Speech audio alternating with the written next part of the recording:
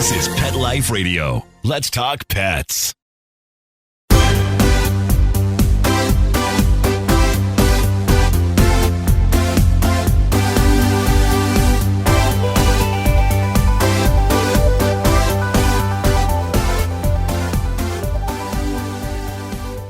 Hello and welcome to Six Figure Dog Business. I'm your host, Ty Brown of Ty the Dog Guy.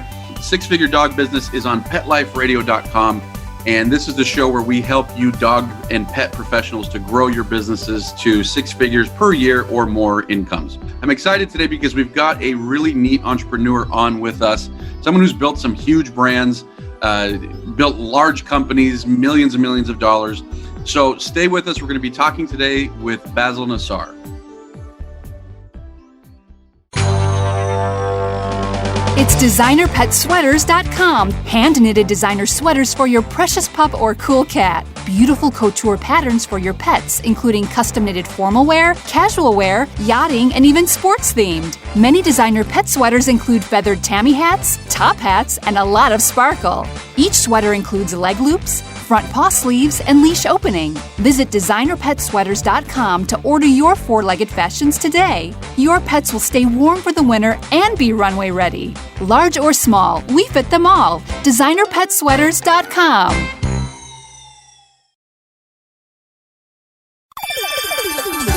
Let's talk pets on PetLifeRadio.com.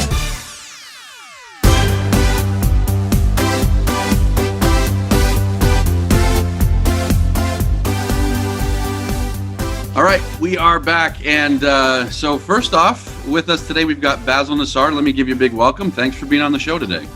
Thanks for having me, Ty. I appreciate it, man.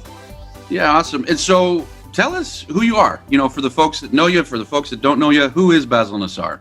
Sure. Well, look, I'm a serial entrepreneur. I think that's what they call us. I've been branding and developing concepts for both the consumer and recently the pet market, the pet industry, for the last 20 plus years. My last major project was Greek yogurt for humans. And so for about 20 years, we had the opportunity to make pretty strong moves into the independent and natural channels during the first few years. And then as the brand continued to scale, we moved into conventional and some mass markets. And then that gave us an access to a tremendous amount of digestive health solutions that we could combine in a lot of different food products. So, you know, essentially we took what we learned in humans, adapted it to a pet's digestive system, and Boss Nation Brands was born, which consists of two pillars, Boss Dog and Boss Cat. And we've only been around since 2019 early, and it's been a real fun run, very competitive industry. But you know, that's really my background. I love to brand build. I have a tremendous team that's been with me since the beginning, and we're very good at executing on our ideas. Cool. So is your product line, does it still revolve around yogurt? I mean, is it still kind of that same area of expertise that you gained in the human world?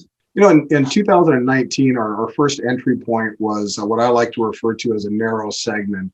Greek-style frozen yogurt is what I did, and it was just a natural transition to take everything that I learned in human Greek yogurt and then apply it to a pet concept. Obviously, we had to make some changes, extract the lactose from it because dogs are inherently lactose intolerant, and a few other things in order to tweak for digestion. But we're far more than just a Greek froyo company. That was our entry, and then we came out with a raw goat milk line with DHA and taurine added. Everything that we do is infused with probiotics, so it's a very common theme across the line. Then we got into freeze-dried complete meal systems for dogs. October of 19, we launched our Pro Series, which included Ancient Grain Pro Puffs and our new Pro Balls cold-formed meatball line about 3 months ago. And about a week ago, we launched our raw frozen dog meal line in nuggets and patties. Boss Cat will be making its first entry into the USA in March with the Boss Cat frozen entrees. And then late March, we'll be introducing a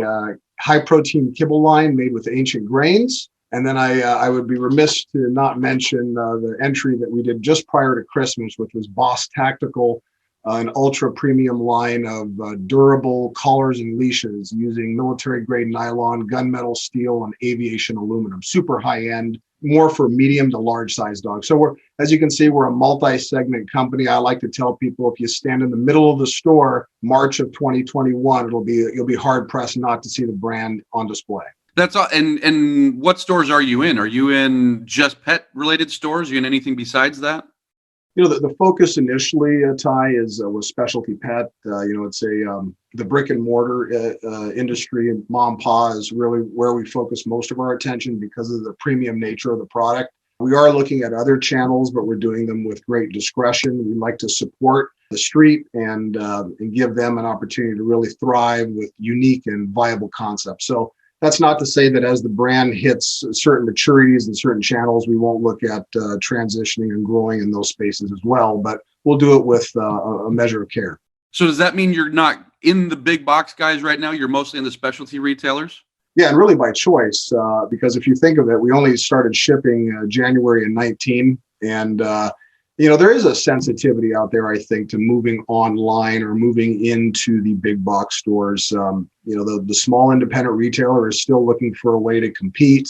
And so they do it on service and they do it on product selection. So we felt that it was really critical, at least during the first 2 years, that we gave them the time to really incubate the products in their store and development. We will start looking, like I said, at moving into alternative channels. I'm already working with select e-com accounts, people that adhere to what we call MAP pricing, to again give both the street and the online environment a comparable price point. And then we'll look at some conventional grocery, really my old world, getting on some of the grocery shelves with our select items. So that's really the first 2 years. And then, you'll probably start seeing some very aggressive growth into the middle of 2022 and 23 as we have more to offer.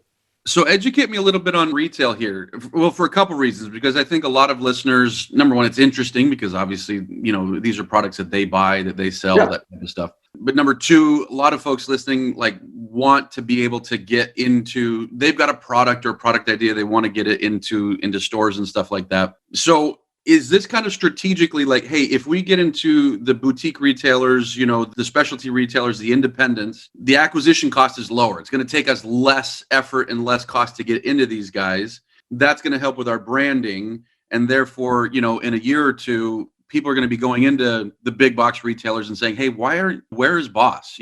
And therefore that level of branding is going to be able to lower your acquisition costs of getting into the big box. Does that make sense what I'm saying? Is that the strategy? Absolutely. It's currently not the strategy. And I guess I want to extend some advice to people that are looking to bring concepts to market. I think that's how you formulate it in the beginning. I would tell them initially, look at the whole business as opposed to just looking at the concept that you have and convincing yourself that it's viable. And when I mean look at the whole business, you need to understand where all the final financial gaps are going to come, because I've seen too many groups, with Uncle Joe's barbecue sauce. Mm-hmm. They want to make a regional play at it, and they figure out pretty quickly regional volume doesn't support the investment. So if they want to expand, they have to invest to grow. And a lot of times you grow yourself out of business. And so I would say, look at the whole picture, make sure you understand where the gaps are. And that's typically inventory and getting the turns that you need, which takes time because you can't just put it on the shelf and expect it to fly. And then, the strategy should be to look at specialty. Now, you did make a comment that, it's easier because you can leverage the specialty channel to make your play into big box. The bigger challenge with specialty, it's all up and down the street, Ty. So it's not one call, one-stop shop. You're knocking on thousands of doors. I personally have been in 1,500 retail pet stores, carrying the bag, telling the story, and obviously we don't have a very diverse team. I have a regional West sales manager that carries a ton of the load over here. And then and I'm handling a large portion of the rest of the country. But, I would say finding rep groups that understand the pet industry is critical, because you're not going to be able to go out and hire 4 or 5 high caliber individuals to help you get penetration. And then telling your story. I mean, it's critical because in today's pet industry, you can come out with a great item, but there's a good chance you won't get it listed. Mm-hmm. And if you can't get distribution, you're kind of stuck with, you're limited to 1 or 2 channels maximum if you can't get distribution. So let's say I come up with a cool leash, or I come up with a cool crate or something like that. Is that the route that somebody would go, is to go find these manufacturers reps who are the ones that are boots on the ground inside the pet stores and stuff like that? Is that the route that people take? Yeah, I mean, there's a select group of individuals that have been in the industry for a number of years that have great relationships with the mom and pop stores. I would seek those people out. There are a few of them. The biggest challenge that you run into is pet has been such a Me Too industry for so many years that if a rep starts carrying a kibble, the likelihood that they can carry another kibble is typically not going to happen because there's a conflict of interest there. And so it's locked a lot of emerging brands out from working with those groups. So if you really want to find a group that'll adhere to what you're doing, I'd find something innovative, something that's not Me Too, something that they have to have that the rest of the market doesn't have.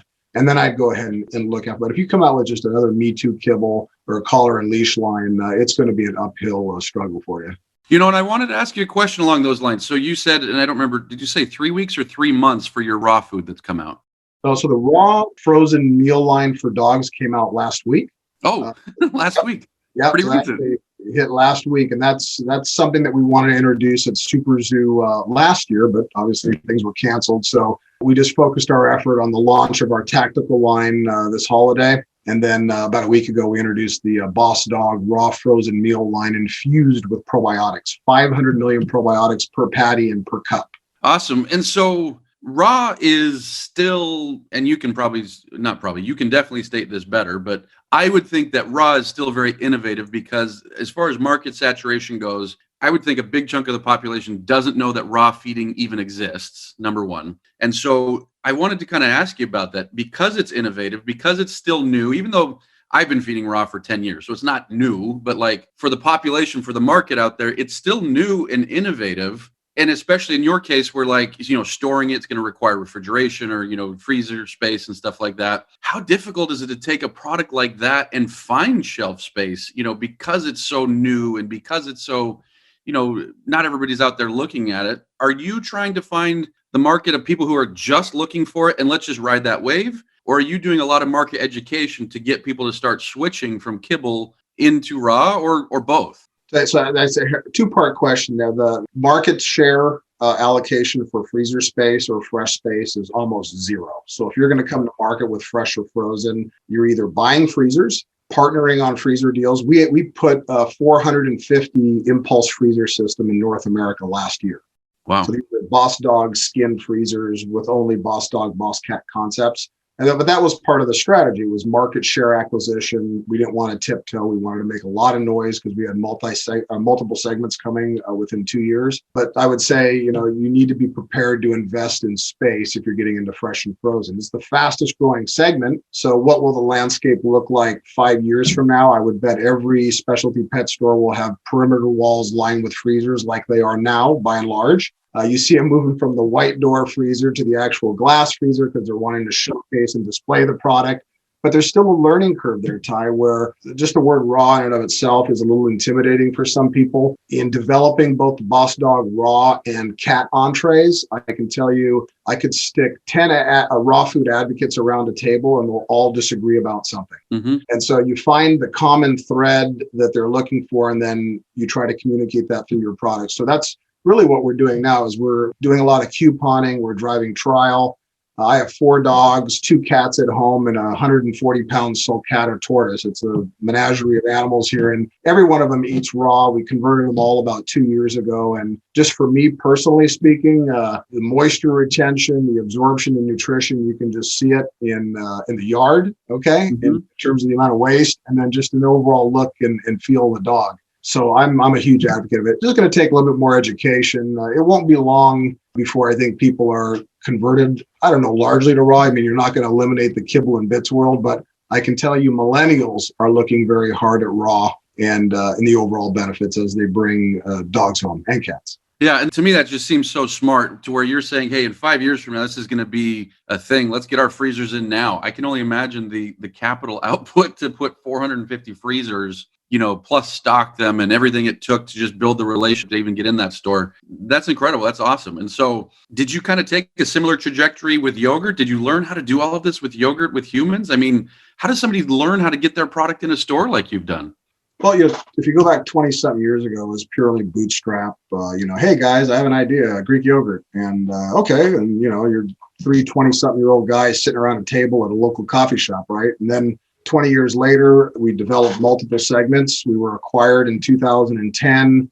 And then I think our learning accelerated pretty quickly because, now we're a part of $1.5 billion company, or they're a $4 billion company at the time. We were running their refrigerated division. So we had access to tools that we didn't have as an independent. So, we got involved in soup concepts, plant-based concepts. And so just a ton of learning that went on, Ty, that now, I can apply to what I'm doing here. But it comes with the discipline. You need to understand that not everything's going to win. So you want to try to keep the mentality that they're all going to win, but to fail fast, sometimes you win bigger if you need to move out of a segment and get into another one, or mix your product around. And those are the things that I think I've learned over the years, not just, holding on to a dream just because I like it and no one else does. And, we actually have an example of a product for years. We had a fig yogurt that we all loved, but we couldn't sell the life of us. We are 3 Greek guys, love fig products. So that's a self-indulgence that you learn not to take a party to as you grow in business. Cool. No, this is great stuff. So we're going to pause here real quick. But when we come back, I want to figure out how you guys are doing during the pandemic and kind of get a feel for that type of stuff. So stay with us, folks. Take a bite out of your competition. Advertise your business with an ad in Pet Life Radio podcasts and radio shows. There's no other pet-related media that is as large and reaches more pet parents and pet lovers than Pet Life Radio. With over 7 million monthly listeners, Pet Life Radio podcasts are available on all major podcast platforms. And our live radio stream goes out to over 250 million subscribers on iHeartRadio, radio.com, TuneIn, Stitcher, and other streaming apps. For more information on how you can advertise on the #1 pet podcast and radio network, visit PetLifeRadio.com/advertise today. Let's talk pets Let's talk pets on Pet Life Radio. Pet Life Radio. PetLifeRadio.com.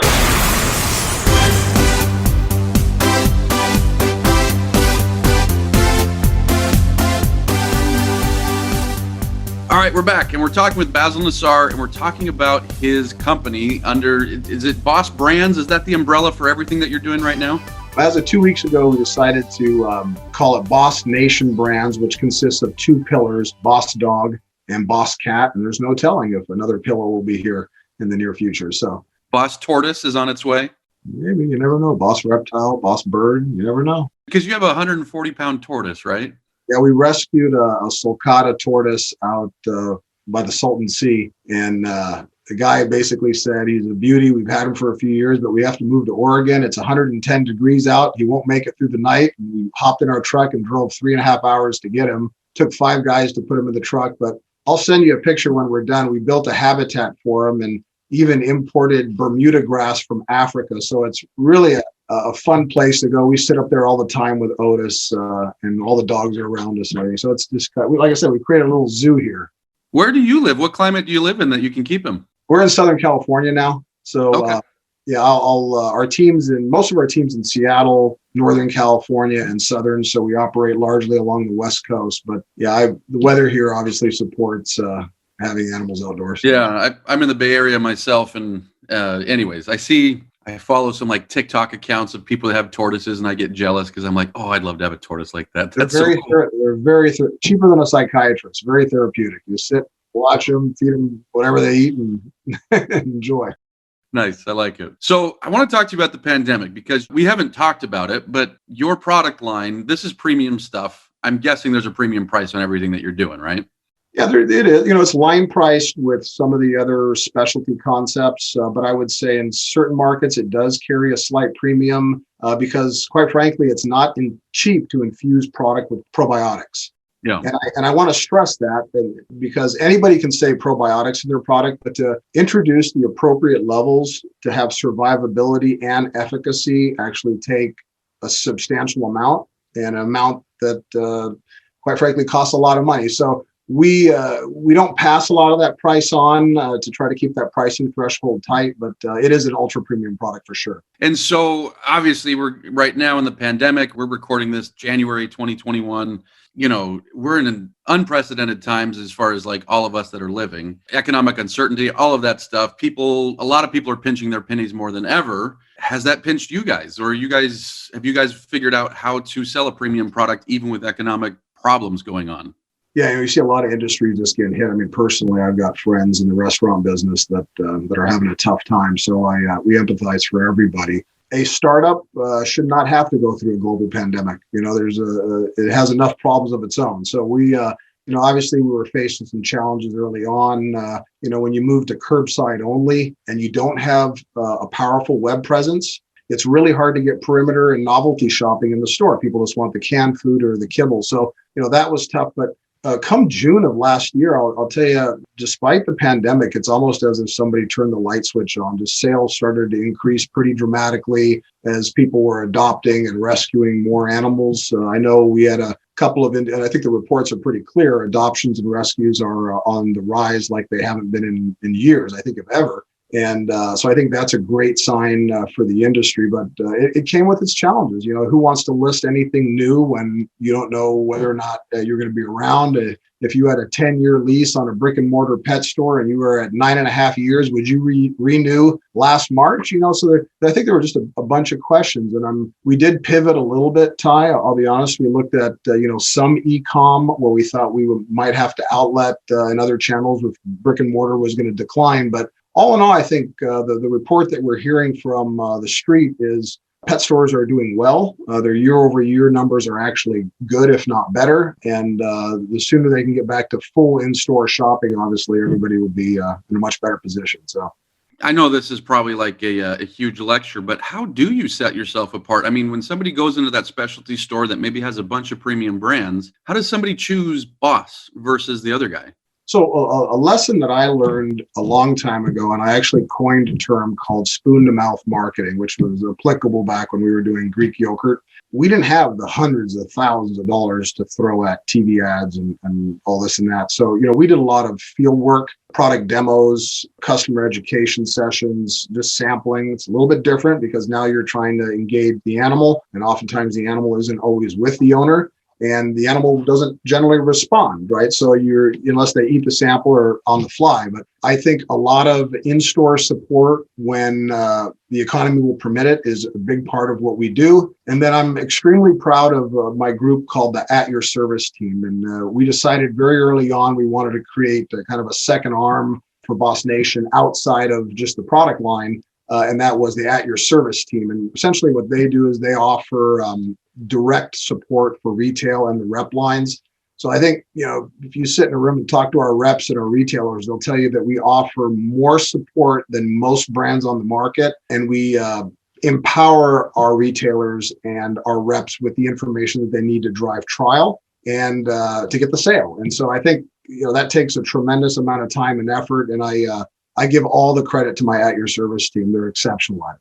What role do you think like packaging plays? Because I'm not good with graphics. I'm not a designer, but I look at your packaging and it's beautiful. Like the colors pop, the fonts, pop, everything's anyways. Like what role do you give that being able to stand out in a crowded marketplace? Well, we've designed a lot of packages. I think I've personally been involved with maybe 500 SKU designs over the last 20 years. So product that we've taken from concept to shelf. You get a sense of what, people are looking for. You look for the violators that they want to see on the packaging and then clearly communicate the message. I'm very fortunate to have worked with a designer that has been with me before I even started the Greek yogurt company. We were doing sports creative stuff together. And so he's really in tune with the messaging that I'm trying to get across. And this one was really a fun one. I mean, the name Boss Dog or Boss Cats is super simple to illustrate around. We feel that it just kind of naturally flows. And so it was, and if you look at the packaging, there's a lot of continuity in it. So you'll get like the half face of the dog and our raw lines, very clearly raw and the wholesome and more of the darker colors. And then our conventional lines or treats and supplements are a little brighter. So a lot of that went into the overall design, but it's just years of experience, Ty. Gotcha. Cool. And you say you've got, are your animals at home? Are they rescues and stuff like that? Yeah, we've got 2 rescue cats, 1 rescue dog, and then I've got we got little Layla here, our 2-pound Morkie laying right here next to me. We got a 165-pound Rhodesian Ridgeback named Kelby. We think he's the biggest Ridgeback in North America. He was actually my first dog. I brought in about 4 years ago, and a standard poodle, a Yorkie, and then 2 Siamese lynx cats. And we're on the fence right now on a Maine Coon, but we think she would fit in really nice with the dog. So cool. It's funny when we go out on walks. We go out. We have all 4 of them, and the cats will actually follow us out on the walks without leashes. So it's the dogs have created this pack mentality here, and I think if the tortoise could move fast enough, he'd probably follow us too. Kind of last question here, just curious, like from like passion level and things like that. And maybe you were equally as passionate about yogurt for humans. I don't know, but like, hearing you talk about your animals, obviously there's a high degree of passion there. Does that make a difference in how you run a company? Or I guess that's my question. Like, how do you see this being different? Absolutely. If you can't get motivated to get out of the bed in the morning for a product or a concept, then you shouldn't be involved. As an entrepreneur, you work from home, nobody sets your schedule, so you have to go after it. And for me, I have to do what I love. The Greek yogurt was initially pretty simple. I mean, we're all Greek, so there was that cultural connection. And then after that, you just learn to love to build brands. And I think whether I'm doing human food or pet food, I love to bring concepts to consumers that make a difference. Mm-hmm. And that's what we've done for our last 20 plus years. That's awesome. How can people find out more about what you guys are doing, even purchase the product, stuff like that? How can people see what the Boss brands are up to? So the At Your Service team just put up, I will be putting up another new website in a couple of weeks with the new frozen mix, but just go to either bossnationbrands.com or bossdogbrand.com or bosscatbrand.com. I'm just typing this out so that we can put these in the show notes. bossdogbrand.com and bosscatbrand.com, right? Awesome. Cool. Well, I want to say a big thanks for being on the show. I really appreciate it. This is, it's cool. We haven't had somebody come on to talk retail and stuff like that. And whether or not somebody's looking to do retail or not, the principles that you're sharing today work, whether it's a service industry, whether it's a retail industry, that type of thing. So I appreciate you sharing these years of experience and your knowledge on this. No, my pleasure. I'm happy to do it again. I can expand on certain parts, the first year, the second year, and the third year, typically, what one should anticipate. So if you'd ever like to discuss in more detail, feel free to reach out, Ty. I would. I'd love to hear what you guys are doing next year. And so for those that are listening to this out there, please go to PetLifeRadio.com, listen to all the other episodes. And while you're there, listen to all the other shows too. There's a whole bunch of awesome shows on PetLifeRadio.com. Thanks for listening, and we'll talk to you soon. Let's Talk Pets, every week on demand, only on PetLifeRadio.com.